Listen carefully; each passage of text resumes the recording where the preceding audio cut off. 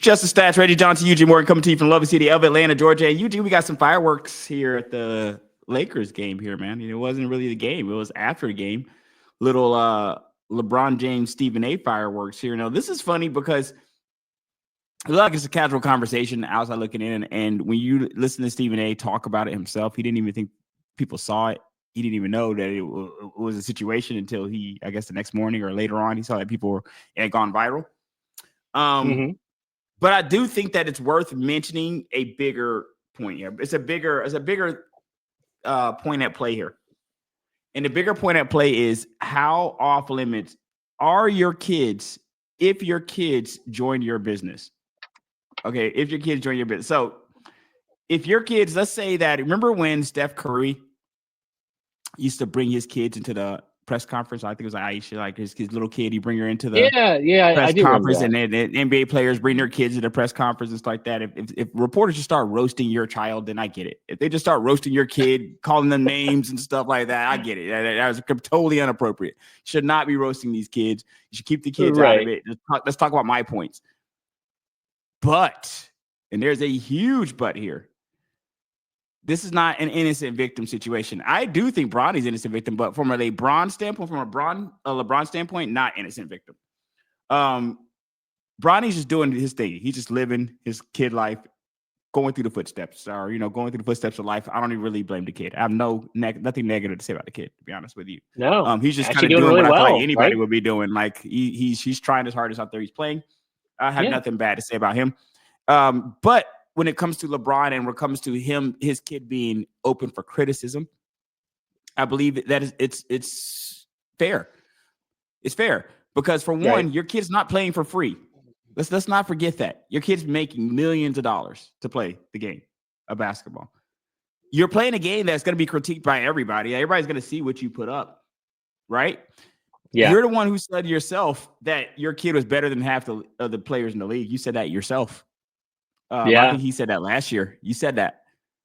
When you open the door for all these things, do you want people just not to say nothing? Do people just be quiet and just listen to everything you say about your kid and not say anything? It's not like your kid is playing JV somewhere for a charity league somewhere. He's playing for the Los Angeles Lakers. And they're a marquee franchise. There's a lot of people who would love to be playing for the Los Angeles Lakers. They can't because all the roster spots are taken, and your kid is taking one of the roster spots. I think it's fair to criticize anybody that's taking a roster spot on the team, to be honest with you. If you're taking a roster spot on the team, you're up for criticism, bro. That's how this goes. If you're taking a roster spot on the team, you're taking money from a team, you're up for criticism.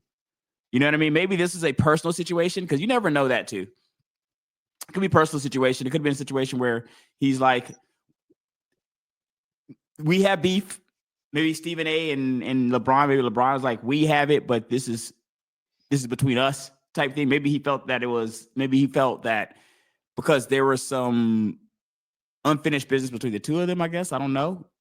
That maybe he went a little bit harder on his son than he should have. Maybe he felt like it was between the two. And because that's how it kind of come out to me, like, you leave my son out of it. And like, out of what? I mean, I'm just but he's like, you leave my son out of it. Would have seen that there's some kind of beef and you leave my son out of it. Is what kind of how it comes off to me.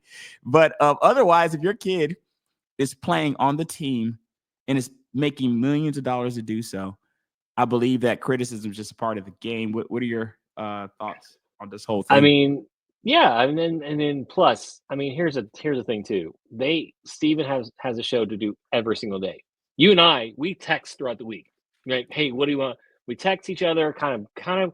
We have a pretty good idea by the time we do a show what we want to talk about.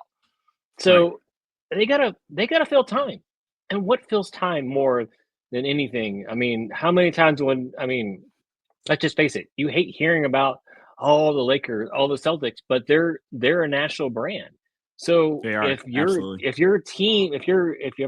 one of the guys on your team falls under a national brand, he's going to be subject to criticism, and it's just part of the game. I mean, and you're not doing any, like you said, you hit the nail on the head when you said that your son is better than half the players in the NBA. You're not doing your son any favors. I mean, if that was my kid, you put the bullseye, right? Like you wrote a check that your son has got to cash.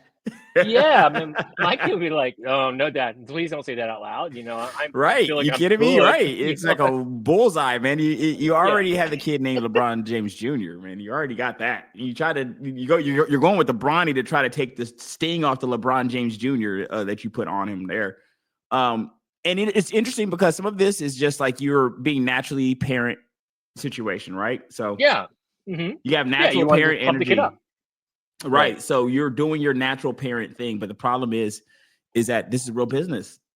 Yeah, This isn't just like casual. This isn't just like us. We worked all our life to try to make the team, just like your son worked all his life to try to make the team. Like we're out. We don't have a dad that can just say that I'm gonna come with you and you get to buy one get one. We don't have that kind of situation where that, because we all know that's what happened. If you think the Lakers would have drafted his son and not have had LeBron James on the team, you're crazy. Come on, they would not have. They would not have picked him. I don't even know if he would have got drafted at all. And if his name wasn't Bronny James, I'm almost certain of it that he would not have gotten drafted. And I'm okay with it. I'm fine with the son getting drafted. I have no issue with that. I have no issue. Yeah, because it is what it is. I feel like a lot of people would do it. A lot of people would do that. You know what I mean? Exactly. But then you're still open to criticism. Like, okay, I got you the job. Even more so now, right? I would think. Right. I got you the job. Now, if you don't perform, you're kind of on your own. It's like, how many times have you, just in the real world, how many times have you just gone out on like, hey, dude, I'll put a word in for you, but that's where I'm stopping. Like, I'll say you did this. That is the favor right there. Right. That's the favor. If you don't perform, it's on you. Because I mean, I've done it for people in the past, but hey, this is it. I'm getting you to this point, but you're on your own once you get the job. And so it's kind of like you said. I mean, Stephen A. Smith has to do his job, and if it's openly criticizing Bronny for whatever the reason, I mean that's Stephen A. Smith's job. He has to do that, and he's just and I get it. I mean, LeBron's being a dad. If it's my kid, any of our kids, your kid was doing anything, we would do the same thing. So I don't fault either party, but I mean, he has to understand, like, it was going to happen, but regardless, whether you're in your the son's not playing for free, man. I mean, that's all I get. Like, you're not playing for a charity league. You're not playing for a hospital. You're not donating your winnings, like, or your salary. You're making money, millions. Yeah, making $1 million to play this game, and I don't understand that all of a sudden now you wouldn't be up for criticism. But I do think that sometimes when the world kind of weighs in on situations like this, we don't really know all the details in the sense of like what Stephen A. and LeBron James' relationship may be, or lack of, or whatever that may be. So there's always something extra that could be on there. To us, it may look really obvious. Say, hey, your kid is up for criticism because he plays the game. And LeBron might not have a problem with that. And you know what? It strikes me. I don't think he would, to be honest with you. Like LeBron, the way he comes across, doesn't strike me as a guy that would have a problem necessarily with the criticism. Maybe he felt like it was too personal. Maybe he felt like it was going I think it's left personal, or something, And then he felt some kind of way and stepped him at the game. And Stephen A. on his show said that he could have called him or whatever. But it's interesting. Interesting to see, because you don't really get to see that moment a lot of times. A lot of times these moments are phone calls or tweets or Instagram DMs and stuff like that. Social media DMs. You don't really get to see it all play out in front of us like we got to see it play out this time. But I do think that both parties, I don't really fault any party here, to be honest with you. As much as I think like LeBron, I don't agree with the sentiment of his son being above criticism, but I also don't know that that's exactly what he's saying either. You know what I mean? Right. Like, he never came out and said my son is above criticism. He's never come out and said that. So no, he's never come out. But yeah, and this, I mean, again, we're all trying to read lips, but it definitely does look like he said that. I mean, I've watched multiple. It definitely with the I don't care. It's like keep my son out of it, but I don't know if out of it means out of personal beef or out of criticism. You see what I'm saying? Like I'm not sure what the it is. Exactly. It is like, is it out of like, yo, keep my kid's name out of your mouth when you're mentioning me? That's two totally different situations. Then just don't talk about my kid has 9 points, 2 rebounds. Don't discuss it. Like, you know what I mean? Like, it's different. Two different things. Two different things. Yeah, exactly. Now, what would be interesting is to see where this kind of goes from here. We're gonna change gears here. Let's go to some NFL, man. Let's talk here about some Shadeur Sanders, man. Talk some Shadeur Sanders because a lot of people at the combine during their interviews and stuff like that say the kid's kind of brash, arrogant. You know, you're getting a lot of those talks that come out now. Typically at the combine, this is something that you're kind of used to seeing, in my opinion. You're used to seeing guys talk down to other guys because they don't know, so they talk down guys. So they'll say stuff like, "Oh, well, the Wonder Lick wasn't that great," or he wasn't really a great. We've heard that one. He wasn't really. Didn't really seem too bright. He was kind of a little bit standoffish. He's like the things that teams say, and you never know if a team is just deflecting, that they're hoping to get you off the path because they want to draft. They want to draft a guy, which teams are not above that whatsoever. They've done it almost every year. Some team's going to try to throw somebody off the scent so that they can go and draft that player. So that's why these conversations are just so hard to listen to. Now, what is a little bit more definitive here, and I'm going to pull up Mel Kiper's list here. What is a little more definitive is Shadeur on a lot of mock drafts, I have definitely seen dropping out of that top 3-ish conversation. I think for a long time, he was in the top 2 for a long time conversation. People thought he's either going to go 1 or 2. It's going to be 1 or 2. Now, I've seen it. Cam Ward being very sticky at the top of the board, and sometimes he's 1, sometimes he's 2. But Cam Ward seems to be very at the top of that board. A lot of times where I've seen Shadeur going between 5 and 10 on some of these draft boards, going between 5 and 10, which is still top 10. I don't see him dropping out of it. He hasn't dropped out of the top 10 on a lot of the mock drafts I see, but I definitely see drafts, and including the one we're looking at, even though this draft's from a week or so ago, Mr. Mel Kiper draft could have changed in an hour. You know, this thing could already be totally different by now. I mean, they're all going to change within minutes, right? Until the draft. I mean, don't. He has Abdul Carter going 1, Cam Ward going 2 to Miami, and Travis Hunter going 3 to New York Giants. Now, with Travis Hunter going 3 to the Giants is a travesty. I think that it's a travesty. Travis, I didn't even mean to do it that way, which just came out like that, but it is a travesty. If it does happen that way, no pun intended. It's because players like Travis Hunter are nice to have players, man. They're nice to have. You get a guy like that, you could throw him in defense, offense, excellent football player. The problem with this is you don't have a signal caller. You don't have a quarterback. So don't have anything there. You could keep stacking these other positions if you want. If teams that stack positions that aren't the quarterback position, what it tells me is that you are building a team, but you have no interest in winning this year. Like if you decide not to get a quarterback, what you are telling the league and what you're telling your fan base is that we're punting on this year. We're going to keep building.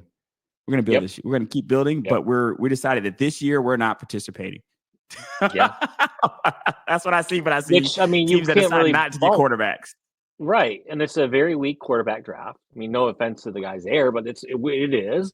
It's not as strong as it was last year, and the free agent market is not good either. So, you have a great point. It's just get your needs. I think with this draft overall, you're just getting this is a needs draft. There's maybe 3 top chip guys, right? Blue chip guys at the top.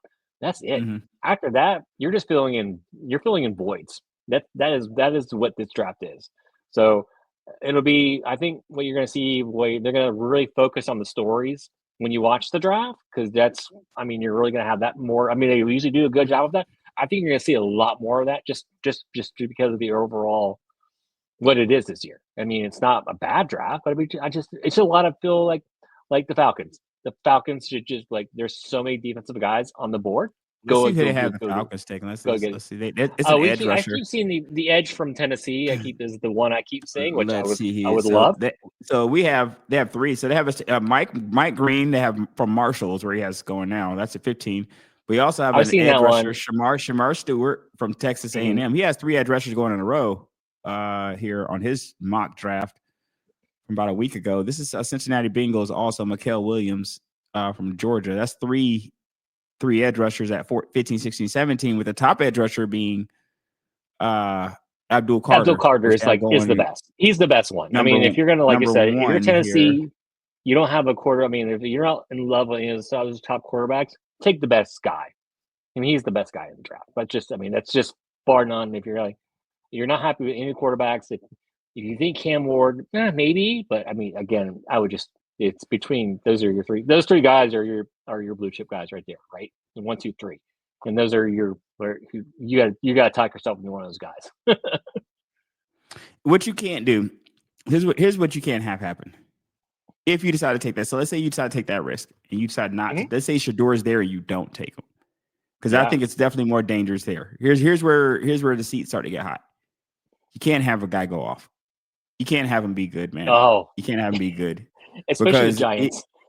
You can't have him be good, bro. Like if he goes, like let's say that he starts. Let's say the team like the Giants doesn't take him. And let's say they do take a Travis Hunter and they're still going to be losing because we always know like a quarterback and a cornerback and a wide receiver, even if you have the number one cornerback and the number one wide receiver, your wide receiver, you weren't suffering there. Neighbors didn't suck. You weren't suffering that wide receiver last year. No, you got still a saw number what one happened there. You still saw what happened. Like, you know what I mean? Like number one wide receiver, number one cornerback can be great for your team, but they're not going to get you over the hump. No. So what New York would need to do is they decide to go with Travis Hunter, because I think that given your point that if you don't love any of these quarterbacks, you go with somebody else. I can't knock that point, because if you don't love the quarterback, you want to go with somebody else, you do. Problem is the other side of the coin. First 2 or 3 games, if Shadeur comes out and he's putting up 250, 300 yards, you're going to get destroyed. When I tell you destroyed, if you're the Giants, you're really going to get destroyed. You're going to get destroyed. So you have to be ready for that. You got to be ready for that. If I decide to pass on a signal caller, the signal caller that I pass on cannot be good, man.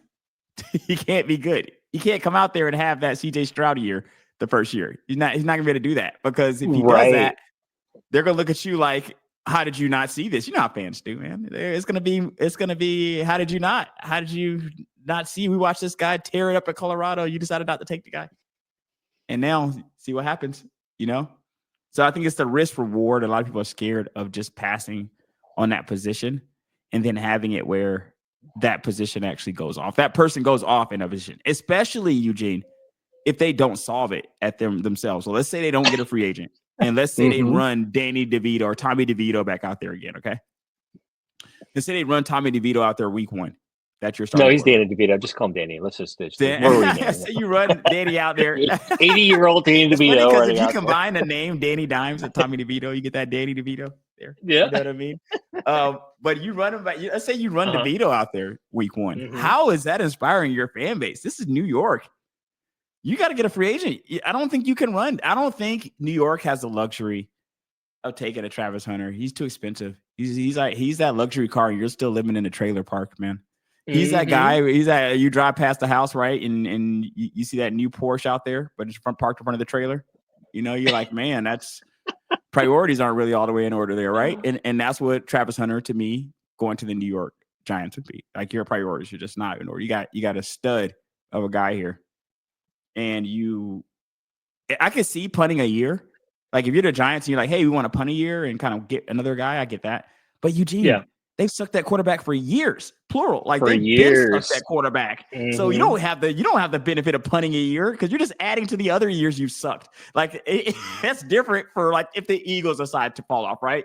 If Mahomes falls off, if those guys get years to fall off, right? They can fall off a year. They can fall off. Your DM coach are safe. Yeah. You, who have not been good at quarterback in a long time and overpaid for your last one and still weren't good, don't have the luxury of falling off at the quarterback position. No, you don't have that luxury, man. And you're going to have to do something here, or they're going to have to. You know how I feel about Joe Shane anyway. I don't call for a lot of people's job, but you already know how I felt about him coming back. I felt that was a crazy decision. It's being that the guy you let go just literally won a Super Bowl just now. And you cut the guy that you let him go for. Let's not act like they could not have kept Saquon. Let's remember the story. They cut him because they had to pay Daniel Jones. They cut him to pay Daniel Jones. So Daniel Jones is not even on the team anymore. He's not even on the team. And the guy you cut just won a Super Bowl. It had 2,000 yards.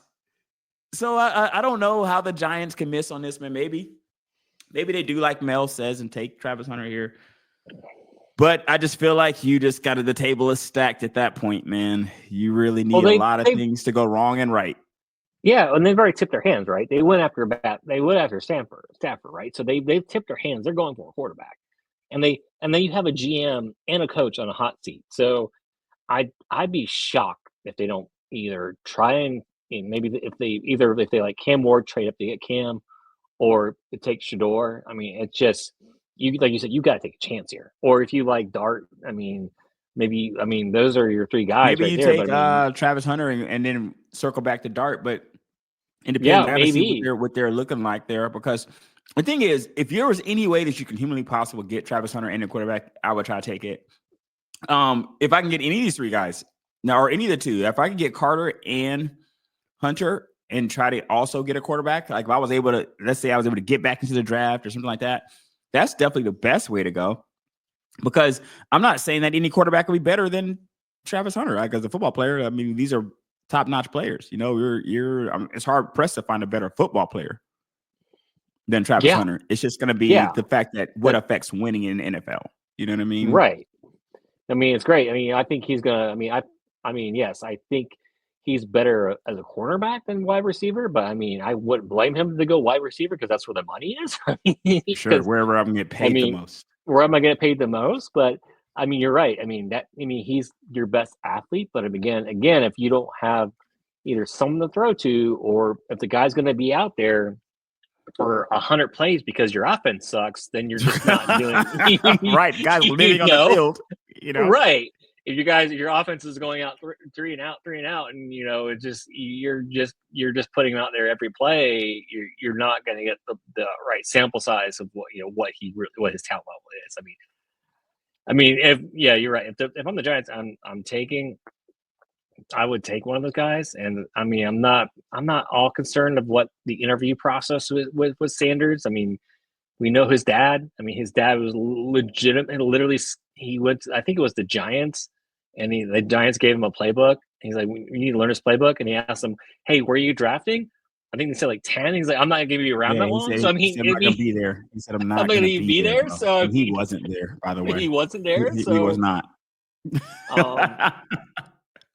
I heard about this, like you said, is a lot of smoke and mirrors. Because I mean, I like the kid. He's tough as nails. I mean, his arm strength isn't the best. I mean, his arm strength isn't the best, but he's tough. He can read. He goes through his progressions great on the field. Maybe he holds on the ball a little too long, but I mean, I think you can teach that in the NFL. You can't teach guys going through the progressions. We saw that with Anthony Richardson this year, right? Correct. So I mean, it's different. So yes, you're seeing it with some of these guys, like the Anthony Richardson, Will Levises of the world, where guys fell in love with their physiques. They like the way these guys looked, but they haven't proved to have those intangibles. And what I like as an intangible, and you'll see it in players like Jay Daniel, like a stick figure when he came out of college, but he had something that I really liked, and that is accuracy. And as much as I necessarily didn't love Baker Mayfield, that's also something he had. He had accuracy. From what I've seen, that skill is one of in the NFL is it's extremely important. Like, it's not just the amount of yards you're putting up. It's not just the fact that you're throwing the football out of the stadium. Can you get it to them on time? Can you throw the ball with touch? Can you get it there? At 2 or 3 different levels. In an accurate fashion. Does your accuracy dramatically decrease if it's over 10 yards or under? So I think some of your best QBs are guys where their accuracy stays pretty consistent at multiple levels, like they at deep, intermediate, short, accurate. And this is what you see with players like Jay Daniels. So sometimes it's not about a guy that looks like he can bench press 300 pounds, or a guy that's like 6'7", looks like Adonis out here, right? But only can complete 50% of his passes. You get your little guys like Drew Brees come out here like 70%. Get him to the Hall of Fame. That accuracy got him to the Hall of Fame. You know what I mean? Yeah. Drew Brees is not Anthony Richardson, bro. Drew Brees is not that physical specimen that a Cam Newton was, But that accuracy will get you there. And I do think that Shadeur has some of it. Me personally, I mentioned this. Shadeur is interesting to see. I didn't watch a lot of Cam Ward, so I can't even really speak on Cam Ward like that, to be honest with you. I didn't watch a ton of them. But I did watch all the Shadeur's games. I watched all for the last 2 years. I've probably seen every game he played at Colorado. Right. And he's never seemed like the problem to me, man. He's never seemed like the problem. Did he seem like a kid at times? Yes. It's like he hold on to the ball a lot. Yes, absolutely. Yeah. But that's the worst thing. He's a human being. He's a human being. Right. Correct. Like there's some things you gotta have. You're getting a prospect here. Like you're not getting the perfect. We're not getting those. Like they love using Andrew Luck as a comp when you get that perfect prospect, But we don't see these perfect prospects a lot of times. And a lot of times we think they're perfect. They're not necessarily perfect. So I'm not concerned with all of this negative Shadeur talk.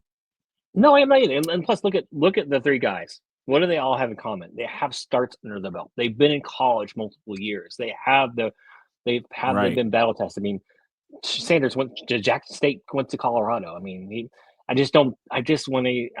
his ego's already checked. He's like, he went to Jackson State. He's like, I didn't go to like USC than Jackson. I mean, and that's where when you look at Anthony Richardson, didn't have a lot of starts.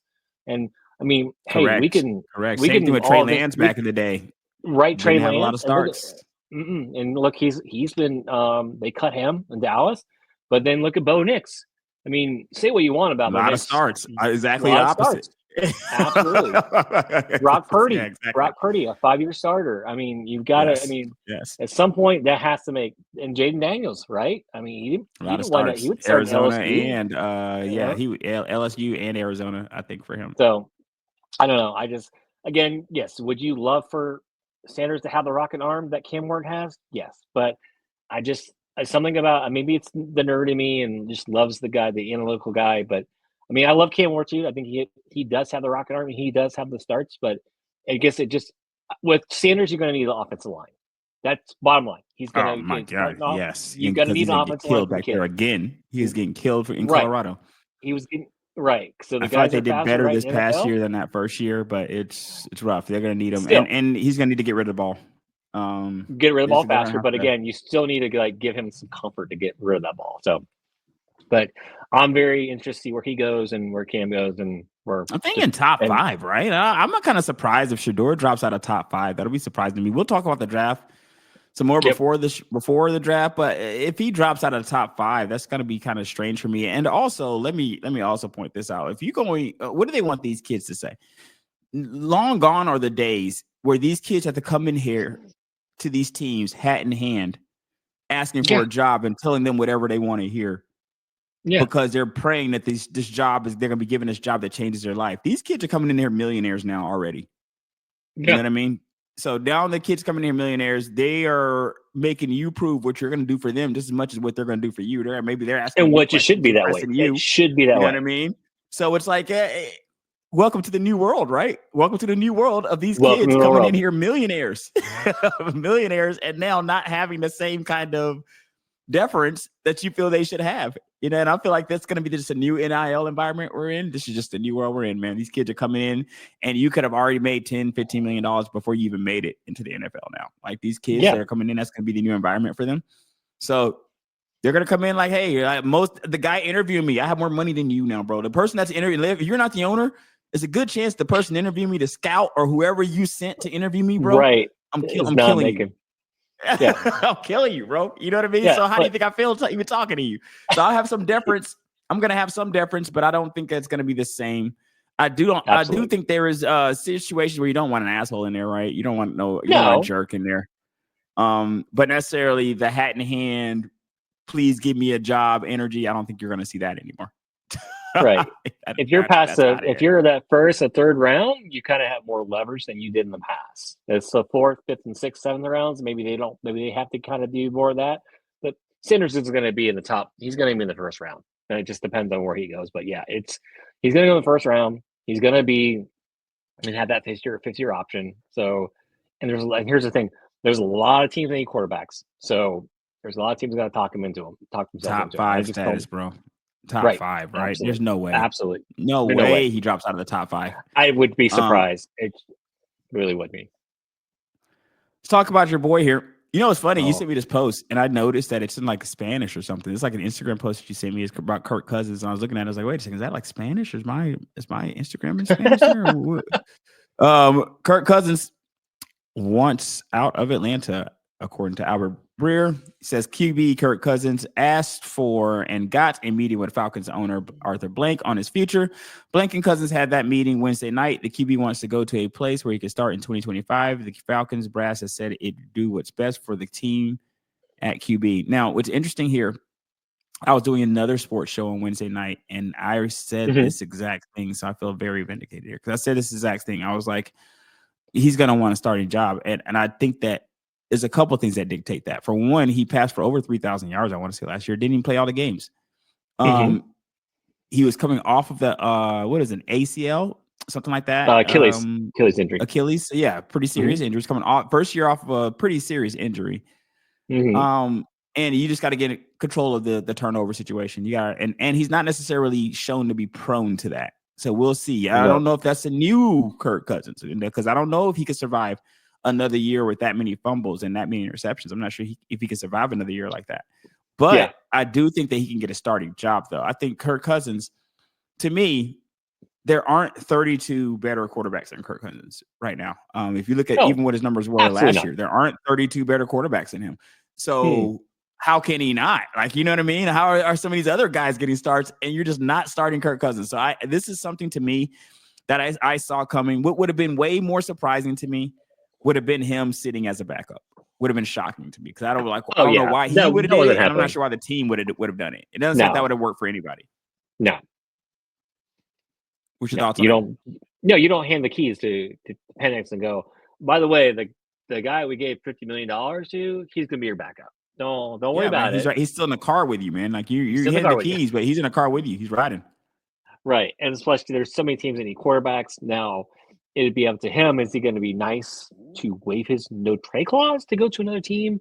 He's going to waive it. He's definitely going to. Because otherwise he wants to. You can't say that you want to go to another team and not waive your no trade clause. Like once you say yourself that you want to go to another team, that's true. And I think that there's a decision you said, right? You were saying as in March, we had another week or so here. Another week. Okay, right. So roughly about, a little bit over a week, we're going to have to make a decision on that. And I think that he's going to go. Kirk Cousins, in my humble opinion, will be starting for another football team next year. I just don't know which team it'll be. But he's going to be starting, whether it's the Giants, whether it's a team like that. He's going to be just same kind of move that Seattle kind of made to or the Raiders kind of made where Geno Smith goes to the Raiders, something like that. He's gonna be a bridge guy, man. He could play for a couple of years or so somewhere. Give him that shot in the arm. Right. And then you trade him, you get to the luxury of like, okay, how much of here's the thing. How much of the salaries are the Falcons picking up? I think that'll be part of it, right? It's a big part of it, and I think we're going to be on a hook for a big part of it. Right, and that might be teams' gamble. It's like, well, if you cut them, we'll just wait and pay the minimum because we know you got to pay them. Absolutely, what I would do, right? Yeah, I mean, I'm not. If I'm a team, I'm just going to wait you out. But it does. I think teams will get antsy if people start, if they start having phone calls and talks really start to heat up. I do think that teams will then start to throw their if they think they might miss them, they'll get off those hands. But if I'm a team, I need to see other teams calling or at least showing some interest before I'm going to show interest because we might all be waiting for the same thing. We might all be waiting for the cut. Actually. Right, exactly, and that's a good thing in Atlanta's favor. This with the draft not being so like last year we would have had that prayer right with all the quarterbacks coming out. This year. Here's he could be a bridge quarterback, like you're saying. He might be able to start in a couple more years, but this is a good year. This is a good position for the Falcons to be in because they might. I don't think we're getting 1 and 3 round for him, but maybe we squeeze a 4th rounder from somebody. Maybe we get a 5th rounder, for our troubles. But I think you might see some desperate teams throw in some better draft compensation. Yeah, man. Absolutely, and if I'm a team, I take the flyer. He's not terrible. It's not like you're not looking at Zach Wilson type numbers and thinking of a guy that's just floating around that is going to be a backup as soon as he loses his starting job. That's Kirk Cousins, in my opinion, has not shown to be a backup quarterback yet. He has not shown backup quarterback energy. So, and he did, let's not forget that he did beat the Eagles. The Eagles won the Super Bowl. Let's not forget that we did go out and beat them in Philly. I want to say we won that game in Philly too. An impressive win. So it's not to say that he doesn't have it in him. Like you can go out there and get some W's for you. It just didn't work out down here. And I feel like what didn't work out down here is not necessarily Cousins, it's Penix being here is why Cousins didn't work out down here. Like if Penix was not waiting in the wings, they wouldn't have been so eager to make the change to a random guy. Let's say Desmond Ritter's was a guy. Desmond Ritter's our second guy. I don't think that change ever gets made this year. No, we would have stuck it out with Cousins. We would have stuck it out with Cousins. I think that the biggest issue with this whole Kirk Cousins debacle started when we took Michael Penix at 8. When we took Michael Penix at 8, little did we know, it started right then. That's when it started. Yeah, and he even said he was shocked. No one kind of gave him a heads up about. I don't think he would have came. He wouldn't have came. I don't think he would have came. I honestly am of the opinion that Cousins would not have came to Atlanta if he knew they were going to draft a young quarterback. What people tend to forget is that Kirk Cousins, there was a Kirk Cousins sweepstakes. At that time, Cousins had his pick of the litter. Like Cousins was being chased by multiple teams. Multiple teams. He chose to come to Atlanta, and then we drafted a quarterback. He left. One of the reasons he left was he felt there was other young quarterbacks coming up and stuff like. He didn't want to be in a young quarterback rebuild situation, right? No. And that's exactly what he landed in when he got to Atlanta. Now, in Atlanta's defense, if they knew Michael Penix would have been there, they would have never. I don't think they would have signed Kirk Cousins. This is a both situation. This is a situation where I feel like each party would not have been with either one. Like Atlanta would not have paid Kirk Cousins if they had known Michael Penix was going to be there to draft, and Kirk Cousins would probably not have came to Atlanta if he knew Mike Penix they were going to draft a quarterback with their 8th pick overall. No, I mean it's different if they did like let's say they did it. Let's just say for all intents and purposes, like Penix was available this year. We gotta have the same record, and then it makes sense, right? I mean, sorry, this coming year, right? And then it makes sense, right? He's going to year 2 of the contract. And Cousins like, you know what, that makes sense. They're taking their young quarterback. I'm only here kind of another year. He was only there if he would have only had a 2-year contract. So he would have been there for like your second year. Absolutely. Right. So you're right. And so again, it'd be interesting to see where he goes because there are a lot of teams that need quarterbacks that can't draft. They're out of that draft window. And so we'll have to see where he goes. That is the last word here. This is Just a Stats. Check us out, Stitcher Radio, Google Podcasts, Apple Podcasts, Spotify, wherever you find your podcasts. See you next time.